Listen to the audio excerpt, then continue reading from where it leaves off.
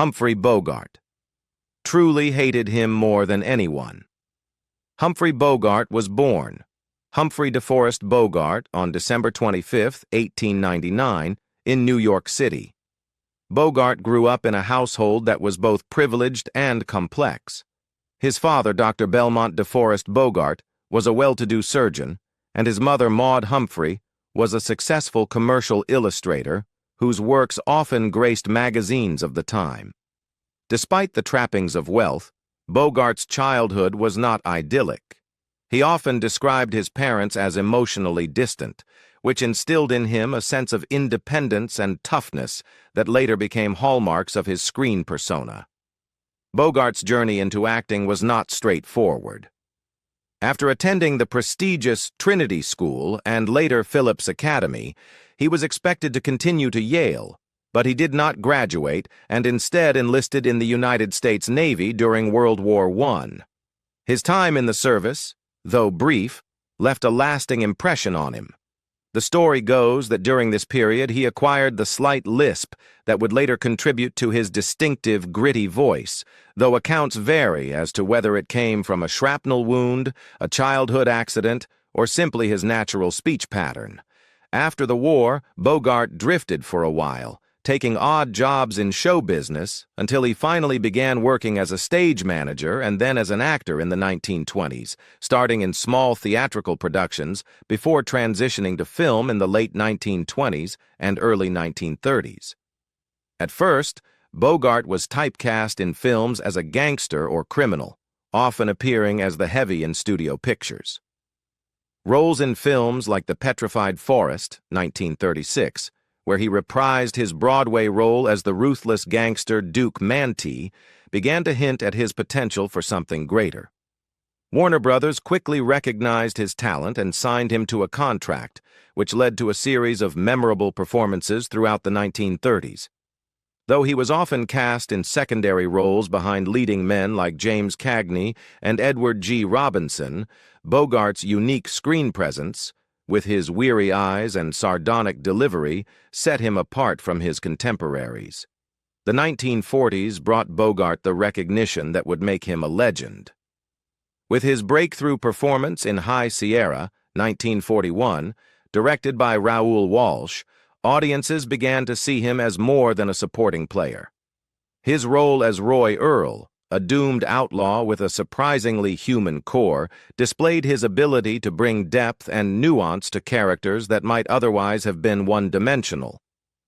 Later that same year, his collaboration with director John Huston in The Maltese Falcon cemented his reputation as a leading man. Playing private detective Sam Spade, Bogart helped set the standard for the hard-boiled detective archetype in film noir, creating a character who was simultaneously cynical, principled, and endlessly intriguing. Of course, no discussion of Bogart would be complete without mention of Casablanca, 1942, perhaps his most enduring legacy. As Rick Blaine, the world-weary nightclub owner torn between love and duty during World War II, Bogart delivered a performance that resonated with audiences on a global scale. His chemistry with Ingrid Bergman, his memorable lines, and his stoic yet vulnerable demeanor turned Casablanca into one of the greatest films of all time and made Bogart an international star. For many, Rick Blaine is not just a character but the embodiment of Bogart himself, tough on the outside, tender at the core, and always guided by a sense of integrity. Bogart continued to dominate the screen throughout the 1940s and 1950s, appearing in classics such as To Have and Have Not, 1944, where he met and fell in love with the then 19-year-old Lauren Bacall. Their romance, both on-screen and off, became one of Hollywood's most celebrated love stories. Married in 1945, Bogart and Bacall starred together in several films, including The Big Sleep, 1946, Dark Passage, 1947, and Key Largo, 1948. Their partnership was marked by sparkling chemistry, witty repartee, and a deep mutual respect, capturing the hearts of audiences who admired them as much for their off-screen devotion as for their on-screen magic. Bogart's career was further distinguished by his refusal to be typecast. He took on a variety of roles, from the cynical but heroic captain in The African Queen, 1951, for which he won the Academy Award for Best Actor, to the troubled screenwriter in A Lonely Place, 1950, a film that revealed his capacity for vulnerability and complexity. These performances demonstrated that Bogart was not merely a tough guy, but a truly versatile actor who could embody a wide range of emotions and human experiences. Humphrey Bogart's personal life, particularly his marriages, reflected the turbulence, passion, and ultimate stability that often mirrored the themes of his film roles. His first marriage was to stage actress Helen Menken in 1926. At the time, Bogart was still an up-and-coming actor, struggling to establish himself on Broadway and not yet the screen legend he would later become. Menken was already an accomplished stage performer, and their union seemed to many like a promising partnership of two ambitious talents. However, the reality was far less harmonious. Their marriage was short-lived, lasting only about a year, and it was reportedly plagued by intense disagreements and incompatibility.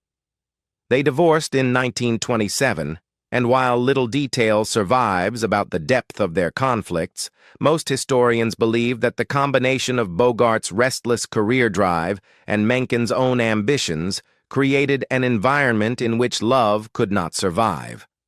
Their brief time together is often seen as an early example of Bogart's difficulty in reconciling his personal relationships with his professional aspirations.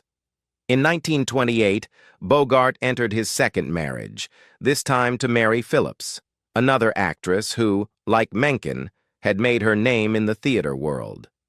Phillips was known for her sharp wit and independence, and her relationship with Bogart lasted considerably longer, spanning nearly a decade. The couple married during a period when Bogart was still struggling to transition from stage roles to the more competitive world of film. Their life together was filled with the social whirl of theatrical circles in New York, and for a time, it appeared that their relationship provided Bogart with a sense of stability and companionship. However, as Bogart's career began to accelerate in Hollywood during the mid-1930s, their marriage faced new strains. Phillips, unlike Bogart, did not desire to uproot her life for the film industry, and she preferred to remain in New York rather than follow him to Los Angeles. This divergence in ambitions and geography ultimately led to their separation and eventual divorce in 1937. Although the split was relatively amicable compared to some of Bogart's later marital troubles, it underscored the persistent theme in his life of career advancement, taking precedence over personal happiness. Bogart's third marriage, to Mayo Methot in 1938, was by far the most infamous and volatile of his unions. Methot, also an actress, was talented but increasingly troubled by personal demons, particularly jealousy and alcoholism. Their marriage was marked by intense passion, but also by frequent fiery arguments that often escalated into public scenes. Methot earned the nickname Sluggy for her fiery temper, and the couple became notorious in Hollywood as the battling Bogarts. Friends and colleagues would often speak of the shouting matches and physical altercations that punctuated their life together. While Bogart himself was not immune to heavy drinking and could be combative, it was Methot's instability that made the marriage untenable. Despite the turmoil, Bogart stayed with her for 7 tumultuous years, perhaps out of a sense of loyalty, habit, or the kind of fatalistic endurance he often portrayed in his films. However, as his career skyrocketed with major roles in the early 1940s, the contrast between his professional success and his chaotic home life grew starker. Their marriage finally ended in divorce in 1945, by which time Bogart had already begun a new chapter in his personal life that would define him more positively. That new chapter began with Lauren Bacall, whom Bogart married later in 1945. Unlike his earlier marriages, which had ended in disappointment or disaster, his union with Bacall became one of Hollywood's most celebrated love stories. Bacall, nearly 25 years his junior, had met Bogart on the set of To Have and Have Not, 1944, her first film. The chemistry between them was instant and electric, both on screen and off. While some initially dismissed the relationship as a fleeting infatuation, it soon became clear that their bond was deep, genuine, and enduring. Bacall's youth, sophistication, and grounded personality seemed to balance Bogart's world-weary cynicism and intensity. Together, they became an iconic Hollywood couple, admired not only for their films, but for the authenticity of their relationship in an industry often filled with superficial unions. They went on to co-star in several films, including The Big Sleep, 1946, Dark Passage, 1947, and Key Largo, 1948, solidifying their status as one of cinema's most legendary pairs. Beyond the screen, they built a family together, welcoming 2 children, Stephen and Leslie. Their marriage lasted until Bogart's death in 1957, and Bacall remained devoted to his memory throughout her life, often describing him as the great love of her life. Humphrey Bogart was known throughout Hollywood as a man who spoke his mind without hesitation, and while he respected many of his fellow actors, he also had no problem making it clear when he disliked someone. Among all of his contemporaries, there was one individual who seemed to draw out his sharpest criticism and most biting remarks: Spencer Tracy. Though Tracy was widely praised as one of the finest actors of his generation, Bogart harbored a deep dislike for him, and he did not shy away from telling others how he felt. When asked about Tracy, Bogart once bluntly said, "I can't stand the guy. He's arrogant, and he thinks the world revolves around him." Those words reflected not only professional rivalry, but also a genuine personal distaste. The tension between the two men stemmed from both personality and style. Tracy had a reputation in Hollywood for being moody, demanding, and often difficult to work with. Bogart, who prided himself on professionalism, despised what he considered Tracy's sense of superiority. "Tracy walks onto a set like he's doing everyone a favor just by showing up," Bogart reportedly remarked. For Bogart, acting was about hard work, discipline, and grit, and he resented the idea that Tracy seemed to carry himself as if he were above everyone else. Bogart's disdain was magnified by the way Tracy was constantly celebrated by critics and the studio system, which Bogart felt overlooked the raw, unglamorous style that he himself brought to the screen. Part of the animosity also grew out of Tracy's reputation as a heavy drinker and a man prone to volatile outbursts. Bogart, who had his own struggles with alcohol, recognized those flaws, but did not see them as endearing. Instead, he was openly critical of Tracy's behavior, saying, "He's not some tortured genius. He's just a drunk who gets away with it because the studios need him." In Bogart's eyes, Tracy's flaws were excused and even romanticized, while others in Hollywood would have been punished or cast aside for the same conduct.